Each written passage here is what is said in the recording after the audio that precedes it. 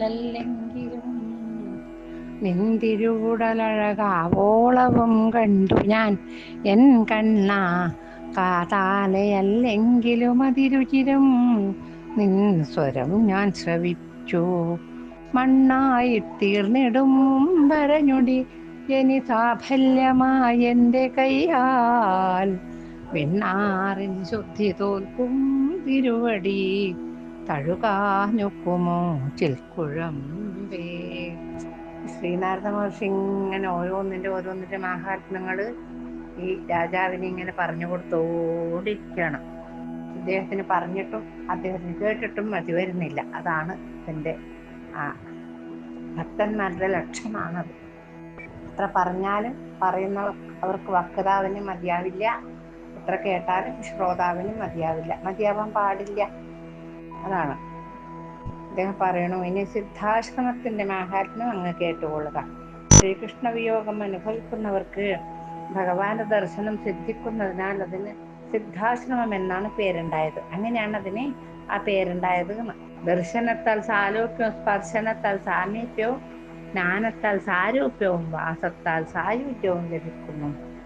ഇത് സാലോക്യം, സാമീപ്യം, സാരൂപ്യം, സായുജ്യം ഈ നാലും ലഭിക്കുന്ന പറയുന്നതിൻ്റെ ഈ സിദ്ധാശ്രമത്തിന്റെ മഹത്വം വർണ്ണിക്കുന്ന കൂട്ടത്തിൽ തന്റെ സഖ്യായ ചന്ദ്രാനനയിൽ നിന്നും സിദ്ധാശ്രമത്തിന്റെ മാഹാത്മ്യം അറിഞ്ഞ രാധാദേവി ആ തീർത്ഥത്തിൽ സ്നാനം ചെയ്യാൻ ഒരുങ്ങി.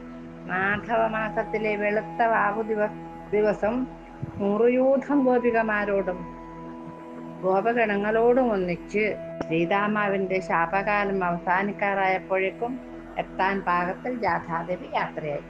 രാധ പല്ലക്കിലേറിക്കൊണ്ട് ഗോപികമാരാൽ പരിവൃതയായിക്കൊണ്ട് ആനർത്തത്തിലുള്ള സിദ്ധാശ്രമത്തിലേക്ക് പോയി. അതേ സമയത്ത് തന്നെ 16,000 പത്നിമാരോടുകൂടി ഭഗവാനും അവിടെ എത്തിച്ചേർന്നു. കോടിക്കണക്കിൽ ബലിഷ്ഠന്മാരായ ഗോപന്മാർ രാധയുടെ ആജ്ഞപ്രകാരം സ്നാനഘട്ടത്തിന് പുറത്ത് കാവൽ നിന്നിരുന്നു. 100 യൂഥം ഗോപികമാരും വേത്രവാണികളായിക്കൊണ്ട് സ്നാനം ചെയ്തിരുന്ന രാധാദേവിക്ക് കാവൽ നിന്നിരുന്നു. ദ്വാരകാവാസികളായ കൃഷ്ണഭക്തിമാർ സ്ഥാനത്തിന് ചെന്ന ഗോപീയൂഥം അവരെ തടഞ്ഞ് ചൂരൽ കൊണ്ട് ഓടിച്ചു കളഞ്ഞു. ബാധിക്കോ ഇവിടെ വേണ്ടാന്ന് പറഞ്ഞവര് ഉടനെ സ്ഥലം വിട്ടോളൂ എന്ന് പറഞ്ഞു. അങ്ങനെ അവര് അടികൊണ്ടിട്ട് ഓടിപ്പോയി. രുക്മിണി മുതലായവർ ഭഗവാനോട് ചോദിച്ചു, ഇത്രയും വൈഭവമുള്ള ആരാണ് അവിടെ കുളിക്കുന്നത്? അവൾ എവിടുത്തുകാരിയാണാവോ? ആരുടെ ഭാര്യയാണാവോ? സർവജ്ഞനായ അവിടത്തേക്ക് അറിയാത്തതൊന്നുമില്ലല്ലോ. രുക്മിണിയാദികളുടെ ചോദ്യം കേട്ട് ഭഗവാൻ പറഞ്ഞു, വൃഷഭാനുവിന്റെയും കീർത്തിയുടെയും പുത്രിയും എൻ്റെ പ്രിയതമയുമായ രാധയാണത്. അവൾ വ്രജേശ്വരിയാണ്, രാധേശ്വരിയാണ്. വ്രജത്തിൽ നിന്നും ഗോപികമാരോടുകൂടി ഇവിടെ സ്നാനത്തിന് വന്നിരിക്കുകയാണ്.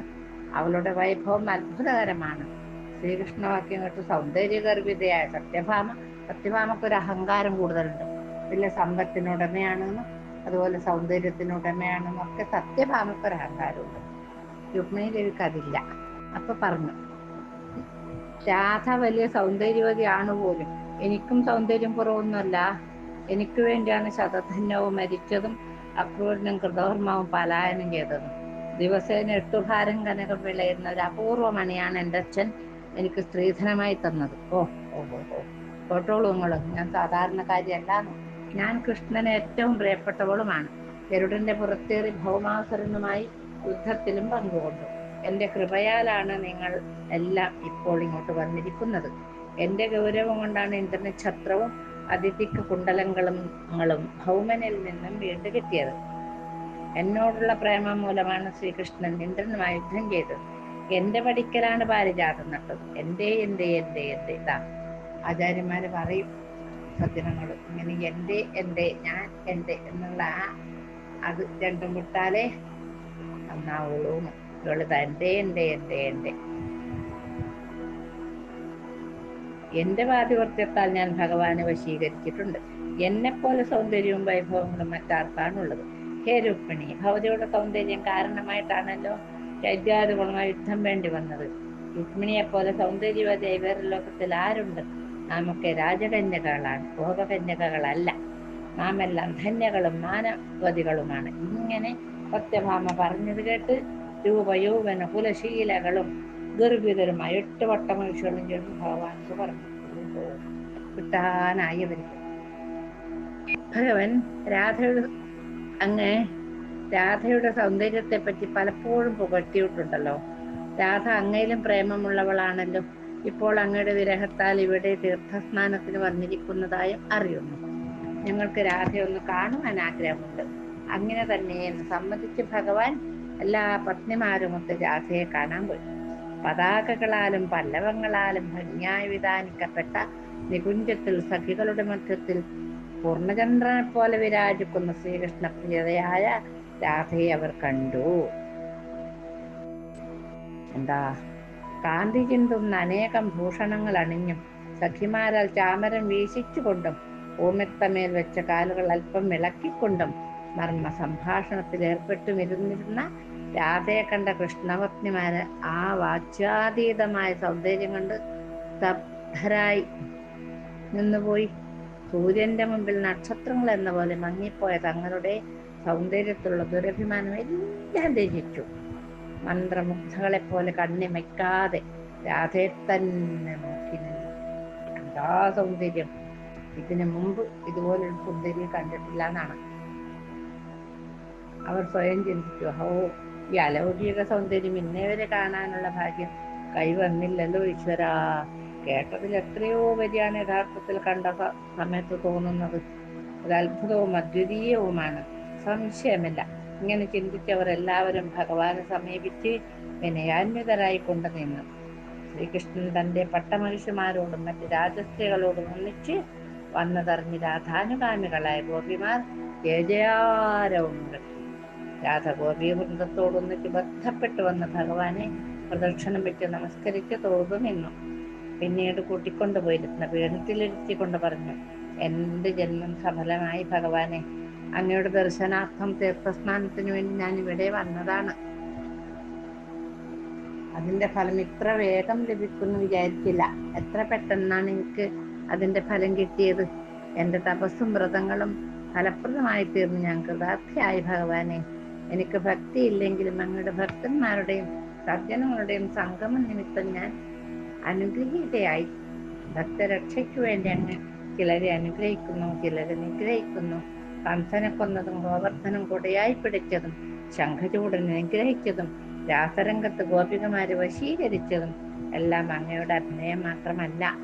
ഇങ്ങനെ കൃഷ്ണനോട് സംഭാഷണം ചെയ്തുകൊണ്ടിരിക്കെ ചന്ദ്രാനനയാൽ ഓർമ്മിപ്പിക്കപ്പെട്ട രാധ ശ്രീകൃഷ്ണ പത്നിമാരുടെ നേരെ തിരിഞ്ഞു. ഇത്ര നേരം ഇവരൊന്നും കണ്ടതേയില്ല. രാധാദേവി ഭഗവാനിൽ തന്നെ അങ്ങ് ലയിച്ചു പോവുകയായിരുന്നു. അഹങ്കാരം കൊണ്ടൊന്നും അല്ല കേട്ടോ, അങ്ങനെ വിചാരിക്കണ്ട. ഭഗവാൻ കൺപൊക്കെ മതി മറന്നുപോയി. വല്ലപ്പോഴും അല്ല ഒന്ന് കാണാൻ കിട്ടുന്നുള്ളൂ രാധയ്ക്ക്. അപ്പൊ ചന്ദ്രാനന എല്ലാം ഓർമ്മിപ്പിച്ചു, ഇതാ പത്നിമാരൊക്കെ വന്നിട്ടുണ്ട് എന്ന്. അപ്പൊ രുക്മിണി, ജാമ്പവതി, സത്യഭാമ, സത്യ, ഭദ്ര, കാളിന്തി, ലക്ഷ്മണ, മിത്രവിന്ദ മുതല അഷ്ടപത്നിമാരെയും മറ്റ് രാജസ്ത്രീകളെയും പരിചയപ്പെട്ടു. എല്ലാവരെയും സ്നേഹത്തോടുകൂടി ആലിംഗനം ചെയ്തു. ചന്ദ്രൻ ഒന്നേ ഉള്ളുവെങ്കിലും ചകോരികൾ അനേകമാണ്. ഒരു സൂര്യനേ ഉള്ളുവെങ്കിലും നേത്രങ്ങൾ ഒട്ടനേകം എന്ന പോലെ കൃഷ്ണൻ ഒന്നേ ഉള്ളൂ. നമ്മെ പോലെയുള്ള ഭക്തകൾ അനേകമുണ്ട്. താമരപ്പൂവിന്റെ ഗുണം വണ്ടിനും രത്നത്തിന്റെ പരീക്ഷകനും വിദ്യാപ്രഭാവം വിദ്വാനും കാവ്യപ്രഭാവം പണ്ഡിതനും മാത്രം അറിയുന്നു. കാണികൾ എത്ര ഉണ്ടെന്നിരിക്കലും പറയുന്നു വരും.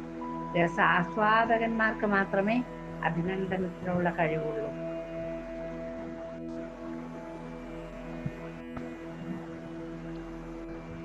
ഹേ രാജപുത്രികളെ, ഭക്തന് മാത്രമേ കൃഷ്ണപ്രഭാവം അറിയാനുള്ള കഴിവുള്ളൂ.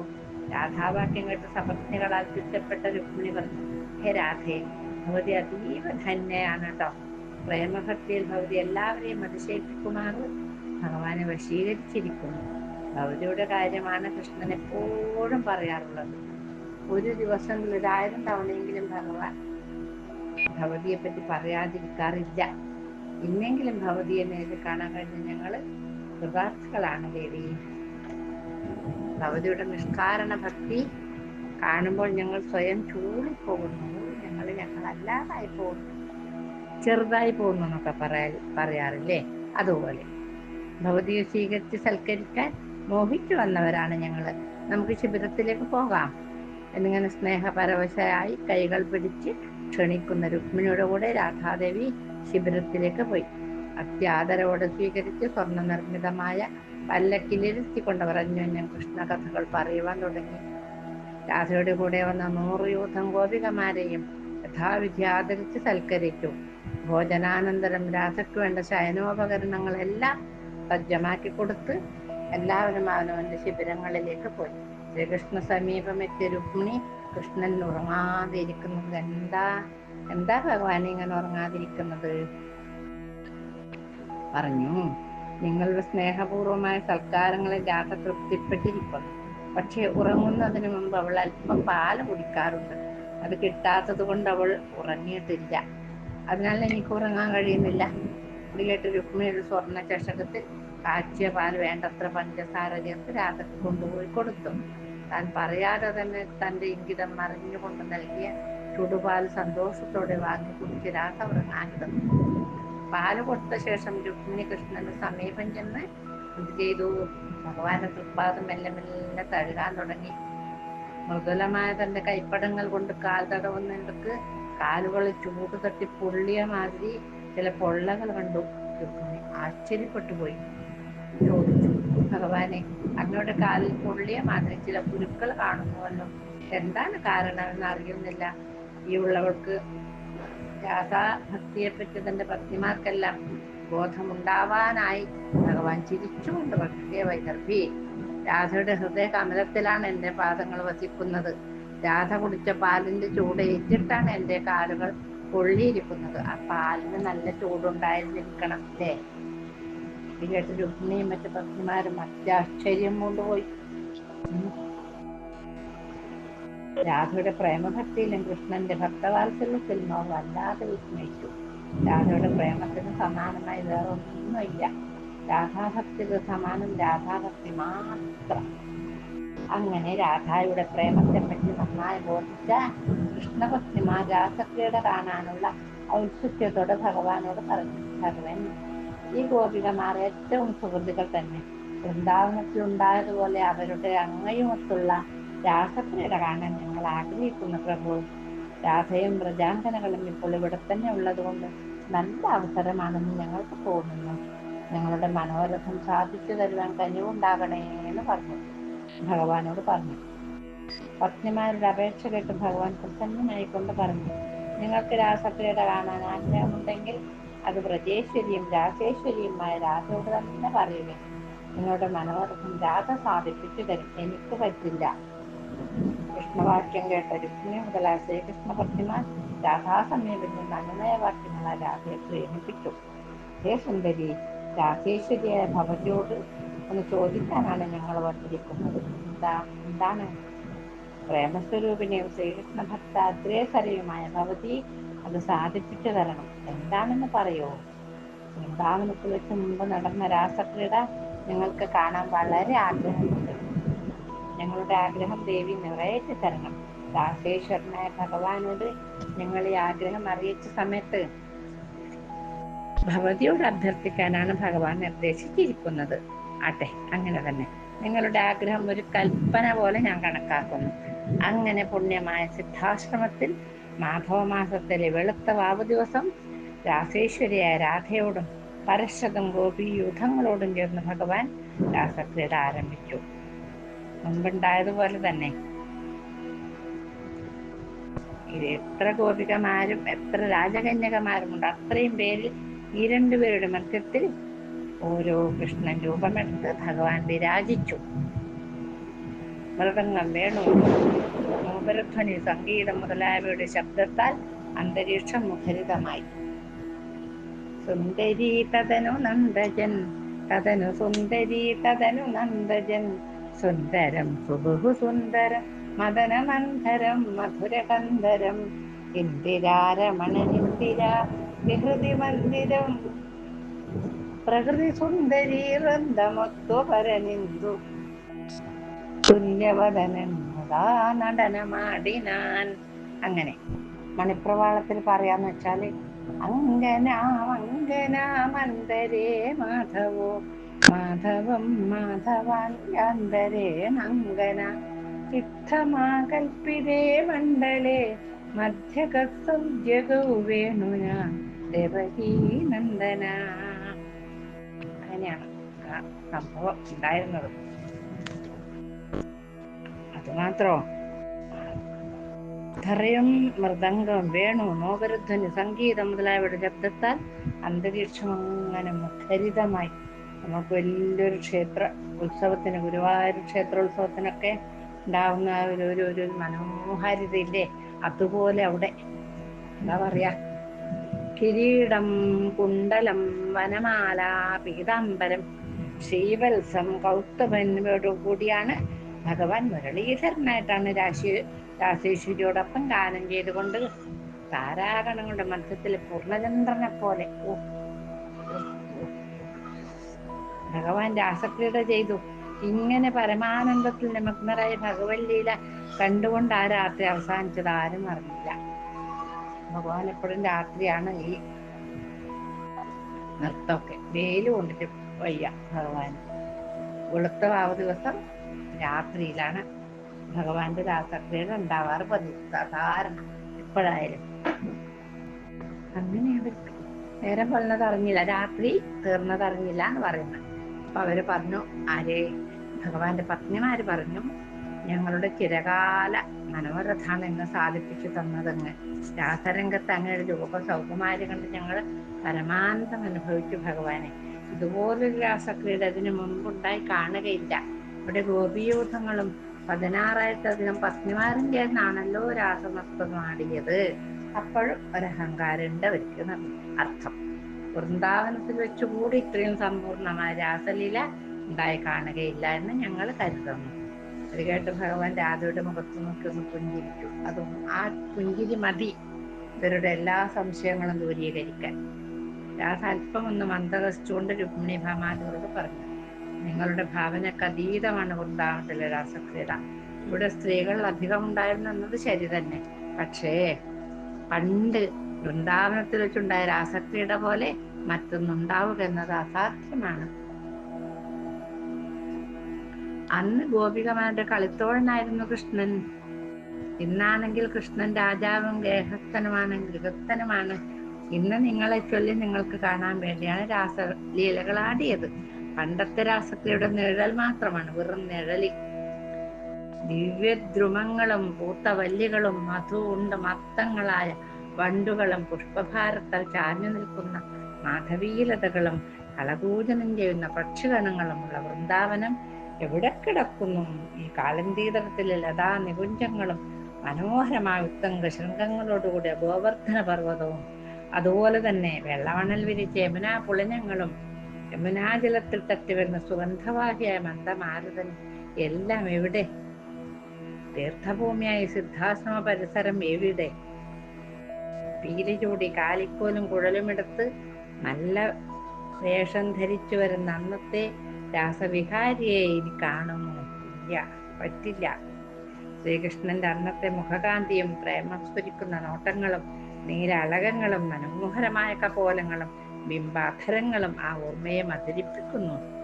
വൃന്ദാവനത്തിൽ വെച്ച് ഏർപ്പെട്ട ക്രീഡകൾ, നികുഞ്ചങ്ങളിലുള്ള ഒളിച്ചുകളികൾ, അതുപോലെ കെട്ടിപ്പിടിക്കലും കുതറിമാറലും ഓടക്കോലും കോലും തട്ടിപ്പറിച്ചുകൊണ്ട് ഓടി ഒളിക്കലും പോരാ, ഉത്തരീയം പിടിച്ച് താഴ്ത്തി ബലാലുള്ള ചുംബനാശ്ലേഷങ്ങളും തുടങ്ങിയുള്ള വിവിധ കേളികൾ മറ്റെവിടെയെങ്കിലും സാധ്യമാകുന്നു? എനിക്ക് തോന്നുന്നില്ല. വൃന്ദാവനവും യമുനയും ഗോവർദ്ധനവും ഇല്ലാതെടുത്ത് എനിക്ക് മനസ്സുഖമില്ല. എനിക്ക് അവിടെ തന്നെ സുഖമുള്ളൂ. രാധ പറയുകയാണ് ഇവരോട്. രാധാവാക്യം കേട്ട കൃഷ്ണഭക്തിമാർ തങ്ങളുടെ അഭിമാനം മുഴുവൻ വെടിഞ്ഞു മൗനം പൂണ്ടു നിന്ന്. അങ്ങനെ അഹങ്കാരം കളയണം. അങ്ങനെ സിദ്ധാശ്രമത്തിലെ രാസക്രീഡ കഴിഞ്ഞ് ഭഗവാൻ തന്റെ പത്നിമാരോടും രാധയോടും ഒരുമിച്ച് ദ്വാരകയിലെത്തി. രാധയ്ക്ക് വിശേഷപ്പെട്ടൊരു മന്ദിരം പണിയിച്ചു. ആ മന്ദിരത്തിൽ വ്രജവാസികളായ ഗോപീയൂഥങ്ങളുമൊത്ത് രാധയെ സന്തോഷം താമസിപ്പിച്ചു. ഇതാണ് സിദ്ധാശ്രമത്തിന്റെ കഥ. ഇനി അങ്ങക്ക് എന്താണ് കേൾക്കേണ്ടത് മഹാരാജാവേ? ഞാൻ പറഞ്ഞു തരാലോ. ഇനി ലീലാ സരോവര തീർത്ഥത്തിന്റെ ചരിത്രം പറയാട്ടോ. ദ്വാരാവതി മണ്ഡലം 100 യോജന വിസ്താരമുള്ളതാണ്. 400 യോജന ചുറ്റളവുള്ള ഇതിന്റെ മധ്യദുർഗം ശ്രീകൃഷ്ണൻ പണി ചെയ്യിച്ചതും 12 യോജന വിസ്തീർണമുള്ളതുമാണ്. അതിന് ചുറ്റുമുള്ള രണ്ടാമത്തെ ദുർഗം 90 ക്രോശമുണ്ട്. മൂന്നാമത്തെ ദുർഗം 150 ക്രോശമുണ്ട്. അങ്ങനെ അതിലാണെങ്കിലോ ധാരാളം മണിമന്ദിരങ്ങളും ഉണ്ട്. ഈ കോട്ടയുടെ ഉള്ളിലായി 9 ലക്ഷം മനോഹര കർമ്മ്യങ്ങളും ഉണ്ട്. അവിടെയുള്ള രാസമന്ദിരത്തിന്റെ മുമ്പിലാണ് ലീലാ സരോവരം. തീർത്ഥങ്ങളിൽ വെച്ച് അത്യുത്തമമാണത്. ലീലാ സരോവരത്തിൽ സ്നാനം ചെയ്ത് സ്വർണം ദാനം ചെയ്യുന്നവൻ എല്ലാ പാപങ്ങളിൽ നിന്നും മുക്തി നേടുന്നു. ഗോലോക പ്രാപ്തിക്കുള്ള ഉത്തമ മാർഗമാണ് ലീലാ സരോവരത്തിൽ സ്നാനം ചെയ്യുന്നത്. അതിനടുത്ത് ശ്രീകൃഷ്ണ പത്നിമാരുടെ 16,108 മണിമന്ദിരങ്ങളാണ്. അവയെ പ്രദക്ഷിണം വെച്ച് സ്നാനതീർത്ഥത്തിൽ സ്നാനം ചെയ്ത് പാരിജാതത്തെ സ്പർശിക്കുന്നവന് ജ്ഞാനവൈരാഗ്യങ്ങൾ തൽക്ഷണം ഭവിക്കുന്നു. അവരുടെ ഹൃദയത്തിൽ സദാ ശ്രീകൃഷ്ണൻ വസിക്കുന്നുമുണ്ട്. സിദ്ധിയും സമൃദ്ധിയും അവന് ലഭ്യമാക്കുന്നുമുണ്ട്. അവിടെ തന്നെയുള്ള ഹരിമന്ദിരം പ്രധാന തീർത്ഥസ്ഥലമാണ്. ഹരിമന്ദിരം ദർശിക്കുന്നവൻ ഒന്ന് കണ്ടാ മതി. കണ്ടാൽ തന്നെ മുക്തിയും കൃതാർത്ഥതയും ഉണ്ടാകും. അവനെപ്പോലൊരു വൈഷ്ണവനോ അതുപോലൊരു തീർത്ഥമോ വേറെ ഇല്ല. ഭഗവാൻ മന്ദിരത്തിലെ 100 വിൽപ്പാടകലെയാണ് 5 യോജന വിസ്താരമുള്ള കൃഷ്ണകുണ്ഡം. ഭഗവാന്റെ തേജസ്സിൽ നിന്നും ഉദ്ഭവിച്ചതാണത്. ഇതിൽ സ്നാനം ചെയ്തിട്ടാണ് ജാമ്പവതി സുതനായ സാമ്പന്റെ കുഷ്ഠരോഗം ശമിച്ചത്. അതിനൊക്കെ അദ്ദേഹത്തിന് കുറെ ഗുരുത്തം കിട്ടതാണല്ലോ സാമ്പൻ, അതുകൊണ്ട് കുഷ്ഠരോഗം ബാധിച്ചിട്ടുണ്ടാവും. ഇതിന്റെ ദർശനം തന്നെ സർവപാപഹരമാണ്. അവിടെ നിന്നും 18 അടി കിഴക്കും ഭാഗത്താണ് തീർത്ഥങ്ങളിൽ വെച്ച് പുണ്യപ്രദമായ ബലഭദ്ര തീർത്ഥം. ഭൂപ്രദക്ഷിണം ചെയ്ത് ബലരാമൻ രേവതി ഒന്നിച്ച് യജ്ഞം ചെയ്ത സ്ഥലമാണ്. അവിടെ സ്നാനം ചെയ്യുന്നത് വളരെ പുണ്യപ്രദായകമാണ്. അവന്റെ സർവപാപങ്ങളും നശിക്കുന്നു എന്ന് മാത്രമല്ല, അവന് ഭൂപ്രദക്ഷിണം ചെയ്ത ഫലവും സിദ്ധിക്കുന്നു. ഭഗവൻ മന്ദിരത്തിൽ നിന്നും 100 വിൽപ്പാട് കിഴക്കായിട്ടാണ് ഗണേശ തീർത്ഥം. പ്രസവിച്ചു വീണ ഉടൻ തന്നെ കൈവിട്ടുപോയ തന്റെ പുത്രന് വേണ്ടി രുക്മിണി ഇവിടെ പൂജ നടത്തി. ഇവിടെ സ്നാനം ചെയ്ത് സ്വർണം ദക്ഷിണ ചെയ്താൽ പുത്രപ്രാപ്തിയും വംശവർദ്ധനവുമാണ് ഫലം. ഭഗവാന്റെ മന്ദിരത്തിൽ നിന്നും പടിഞ്ഞാറ് 200 വിൽപ്പാട് അകലെയാണ് ദാനതീർത്ഥം. ദാനതീർത്ഥത്തിൽ സ്നാനം ചെയ്ത് 2 ഫലം സ്വർണം, മിരട്ടി, വെള്ളി, പട്ടാമ്പരം, രത്നങ്ങൾ മുതലായവ ദാനം ചെയ്യുന്നവന് 1000 അശ്വമേധങ്ങളുടെയും 100 രാജസൂയങ്ങളുടെയും ഫലം ലഭിക്കുന്നു. ബദരിയാശ്രമ യാത്രക്ക് ദാനതീർത്ഥ സ്നാനത്തിന്റെ 14 ഫലമേ ഉള്ളൂ. മടമാസത്തിൽ ചെയ്യുന്ന സൈന്ധവാരണ്യ യാത്രയുടെയും ഇടവമാസത്തിൽ നടത്തുന്ന ഉൽപ്പലാവർത്ത യാത്രയുടെയും 1,00,000 ഇരട്ടി പുണ്യമാണ് ഇവിടെ ചെയ്യുന്ന സ്നാനം കൊണ്ട് ലഭിക്കുന്നത്. കേട്ടുകൊള്ളുക മഹാരാജാവേ. ദാനതീർത്ഥത്തിൽ 1 മാസം സ്നാനം ചെയ്ത് താമസിച്ചാൽ മറ്റ് തീർത്ഥ സ്നാന ഫലങ്ങളെക്കാൾ കോടി മടങ്ങ് ഫലം ലഭിക്കും. ഇവിടുത്തെ സ്നാനത്തിന്റെ ഫലം ചിത്രഗുപ്തന് കൂടി കണക്കാക്കാൻ കഴിയുന്നില്ല. അല്ല, കണക്കിൽ കേമനല്ല ചിത്രഗുപ്തൻ. അദ്ദേഹത്തിന് പോലും ഇത് കണക്കാക്കാൻ പറ്റില്ല എന്ന് പറയുന്നു. ദിഷ്ടം പൂത്തുലയുന്ന നന്ദനമിതാണജ്ഞാതമാം പാവബോധിഷ്ടം പോലെ ചുഴന്നിടും ഭഗണചക്രത്തിന്റെ കേന്ദ്രാക്ഷമായി സ്പഷ്ടം യോഗികൾ വാഴ്ത്തുവോരിടമിതാണിങ്ങാണ് വിദ്വൽ പരാമൃഷ്ടം ചിന്മയ സൗഭഗം പരിലസിച്ചിടുന്ന പുണ്യാലയം. ശ്രീകൃഷ്ണ ഭഗവാനേ, പൊൻതമ്പുരാനേ നമോ.